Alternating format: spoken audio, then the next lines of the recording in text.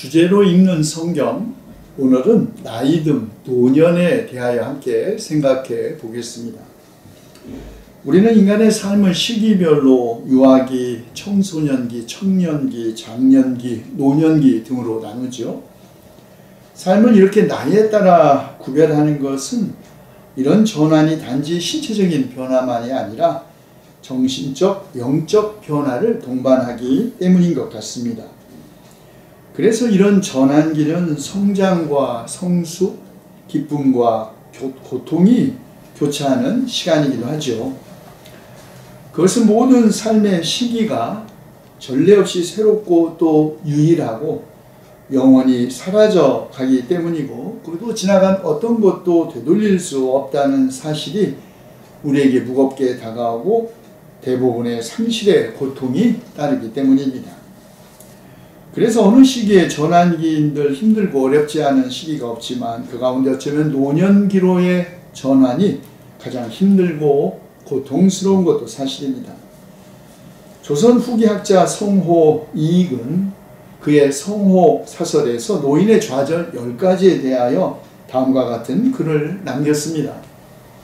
노인의 10가지 좌절이란 대낮에는 꾸벅꾸벅 졸음이 오고 밤에는 잠이 오지 않으며 곡할 때에는 눈물이 없고 웃을 때에는 눈물이 흐르고 30년 전 일은 모두 다 기억되어도 눈앞의 일은 문득 잊어버리며 고기를 먹으면 뱃속에 들어가는 것은 없고 모두 이 사이에 끼며 흰 얼굴은 도리어 검어지고 검은 머리는 도리어 희어지는 것이다. 성호 이익이 안타깝게 생각한 노인의 좌절 10가지, 대부분 우리의 육체적 변화에서 오는 것입니다. 물론 우리가 늙으면 우리를 둘러싼 세상은 더욱더 구체적인 의미에서 적대적이 되죠. 층계는 갈수록 오르기 힘들고 도로도 마찬가지고 짐은 더 들기가 힘들어집니다. 운전하는 것도 힘들어지죠. 게다가 권태, 그리고 우리가 점점 사라진다는 것에 대한 그 불안 때문에 쉽게 우울증과 불쾌감이 생겨나기도 합니다. 그러나 우리 시대의 노인의 좌절은 노인 개개인의 개인적 신체적 변화만이 아니라 오히려 사회적인 변화에서 더 심각하게 되고 있습니다. 젊은 세대는 오랜 삶의 다양한 경험에서 오는 노년의 지혜에 귀를 기울이고 또 인생이라는 여행길에서 길잡이로 삼기보다는 오히려 매우 불편한 존재로 여기죠. 오늘 우리 사회 만연해 있는 노인들에 대한 혐오 언어, 소위 틀딱충, 할매미, 연금충 같은 그런 노인 혐오 단어들이 범람하는 것도 그 예입니다. 도대체 우리 사회가 왜 이렇게 되었을까?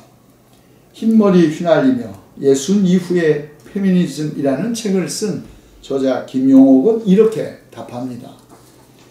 노년의 지혜란 노년들은 긴 시간을 살면서 다양한 경험을 쌓았으니 삶이라는 여행길에서 길을 잃지 않도록 다음 세대에게 소중한 안내판 한두 개쯤은 전승해 줄 것이라는 기대가 있을 때에 가능하다.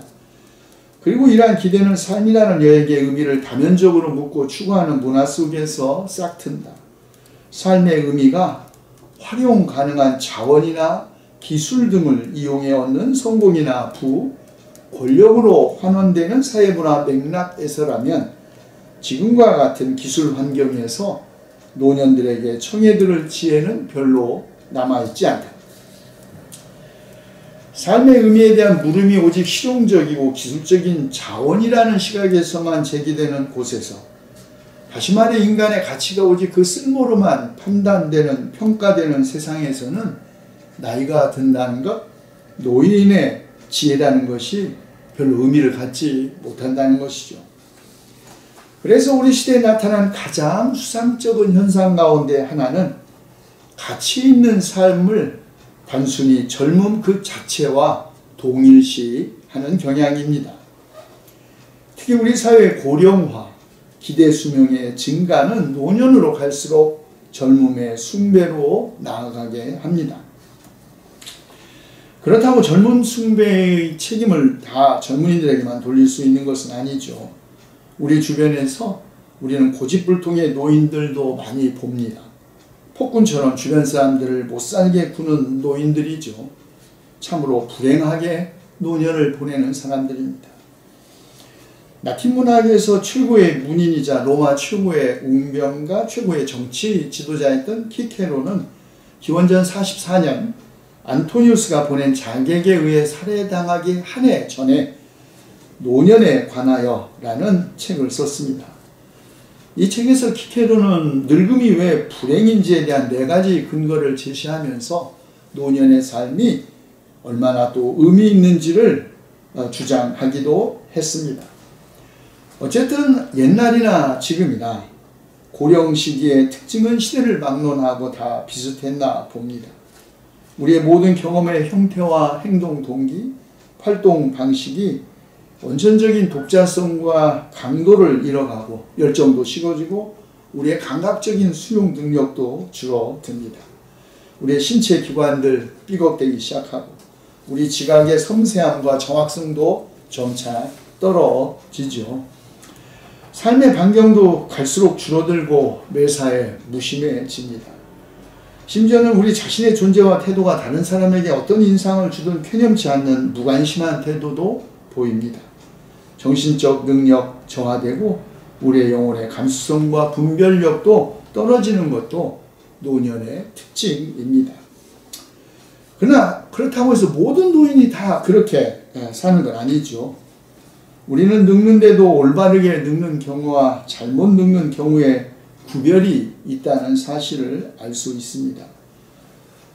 이탈리아 태상의 독일 가톨릭 신학자인 로마노 과르디니는 올바르게 늙기 위해서는 우리가 늙어간다는 사실을 내면적으로 받아들여야 한다고 말합니다. 물론 이건 결코 당연한 것도 쉬운 일도 아닙니다. 늙는다는 것을 도무지 받아들이지 못하고 고통스럽게 느끼기만 하는 경우가 허다하니까요.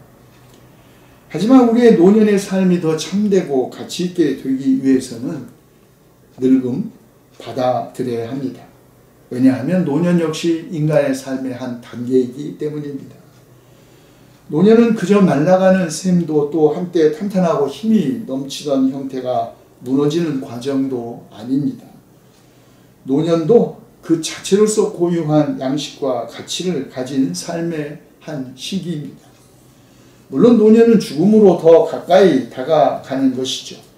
그러나 사실은 죽음 역시 여전히 삶입니다. 죽음은 단순한 중단이나 소멸이 아니죠. 죽음 안에는 어떤 의미가 담겨 있습니다. 죽음은 무화, 없어짐이 아니라 삶의 완성과 관련된 가치입니다. 물론 단지 시드는 죽음, 몰락으로서의 죽음도 있습니다. 그러나 누군가에는 죽음이 완성과 완결로서의 끝이자 새로운 시작이 되는 삶도 있습니다.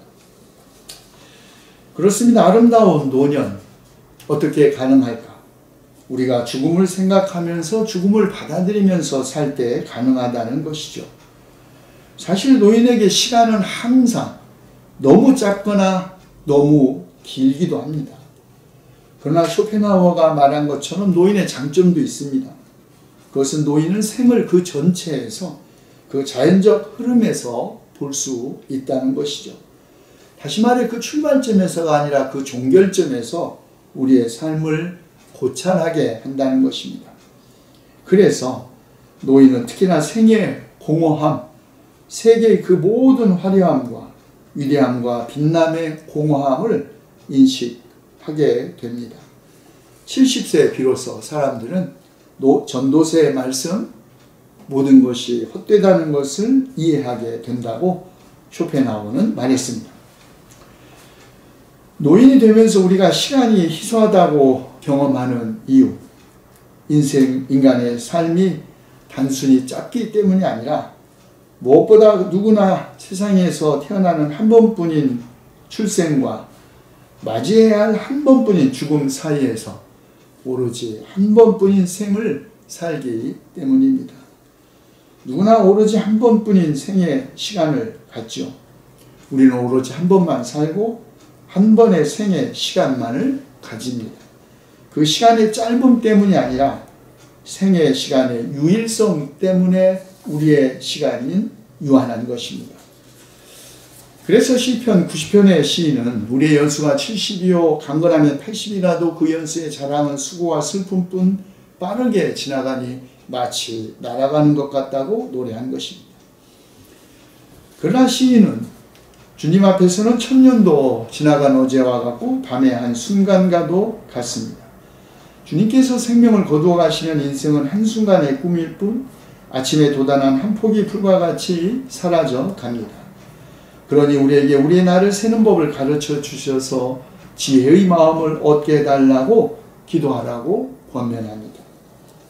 지혜의 마음, 곧 우리의 삶도 끝이 있다는 것을 의식하는 마음이죠. 그러나 끝은 시간의 종말이 아닙니다.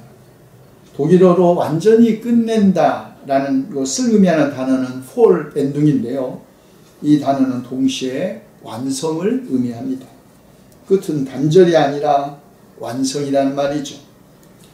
또 우리말 끝난다는 말도 끝에서 나온다는 말이죠. 시간이 끝난 후에 무엇이 우리를 기다릴지 사실 우리는 모릅니다. 마치 시간 이전에 무엇이 있었는지 우리가 모르듯이 말입니다. 그러므로 영혼은 시간의 무한한 연장이 아니라 영혼은 시간 이전 혹은 시간 밖으로의 여행입니다. 영혼이란 양의 많고 적음과 관련된 문제가 아닙니다. 측정 불가능할 정도로 시간을 길게 느린다고 영원하지 않은 것이 영원해지는 것은 아닙니다. 오히려 영원성은 엄밀한 의미에서 질적인 다름이고 자유이고 제약받지 않는 절대성입니다. 그러므로 영원성은 목숨의 문제가 아니라 사실은 인격의 문제입니다. 16세기 이탈리아의 성인이자 추기경이었던 카를로 보로메오에게 누군가 물었습니다. 만약에 당신이 앞으로 1시간밖에 살지 못한다면 무엇을 하겠느냐? 그때 그는 이렇게 대답했습니다. 내가 지금 하고 있는 일을 특히 더 잘하겠노라. 그렇습니다. 이런 경지에 이른 사람은 불안해하지도 않고 남은 삶을 남김없이 향유하려고만 그런 욕심도 부리지 않고 또 살 날이 얼마 남지 않았다고 서두르지도 않고 그렇다고 점점 줄어드는 시간을 온통 욕망의 충족으로 채워 넣으려고 하지도 않을 것입니다. 신명기 법전에 의하면 하나님을 경외하며 주님의 규례와 법도를 잘 지키면 그 사람은 물론 그의 자손이 오래오래 잘 살 것이라. 심지어는 하늘과 땅이 없어질 때까지 길이길이 삶을 누릴 것이라 하나님의 약속을 전승하고 있습니다. 여러분, 하늘과 땅이 없어질 때, 곧 시간과 공간이 없어질 때까지 영원한 삶은 사실은 전혀 다른 삶을 의미하죠. 진정으로 자유한 삶, 모든 욕망과 불안으로부터 해방된 삶, 이것이 은혜 안에 있는 노인의 삶입니다. 이런 삶 주님께서 우리에게도 허락해 주시기를 기도합니다.